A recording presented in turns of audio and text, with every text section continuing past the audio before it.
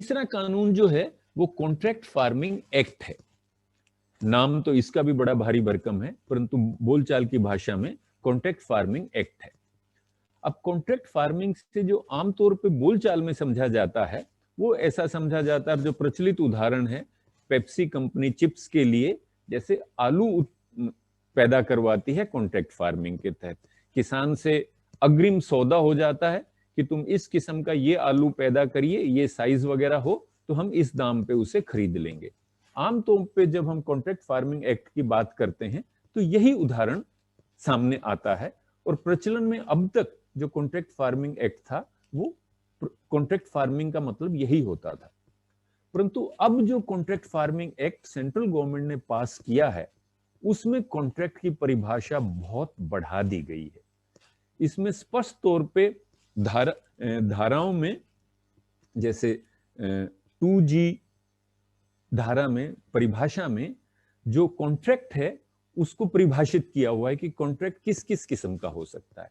एक हो सकता है ट्रेड एक्ट, ट्रेड कॉन्ट्रैक्ट, जिसमें जो मैंने पेप्सी के आलू खरीदने वाला उदाहरण दिया था वो उसमें कवर होता है, जो कि प्रचलित उदाहरण है। एक दूसरा किस्म का कॉन्ट्रैक्ट हो सकता है जिसे प्रोडक्शन कॉन्ट्रैक्ट कहा गया है, उत्पादन समझौता।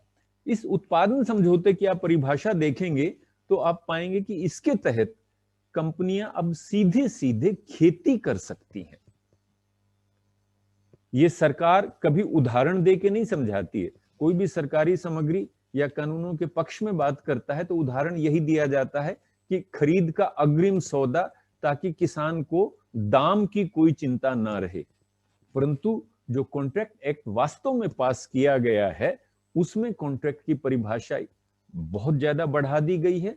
इसके नाम में भी फार्म सर्विसेज शामिल है और इसका परिणाम ये हुआ है और ये होने जा रहा है कि अब कंपनियां स्वयं सीधे सीधे खेती करेंगी।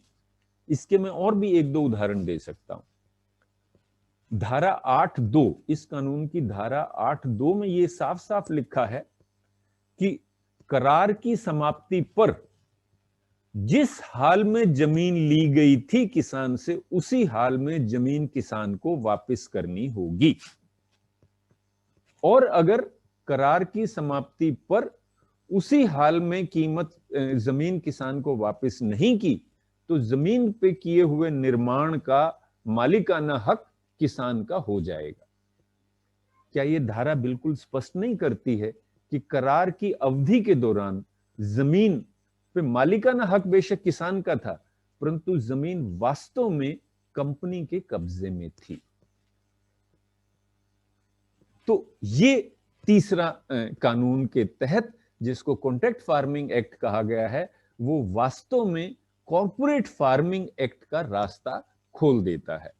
और ये और भी स्पष्ट हो जाता है अगर आप कानून की ये जो बिल पेश किया गया था, बिल में एक पृष्ठ होता है जिसमें होता है, मंत्री वक्तव्य देते हैं कि इस कानून को लाने का उद्देश्य क्या है और उसके कारण क्या है।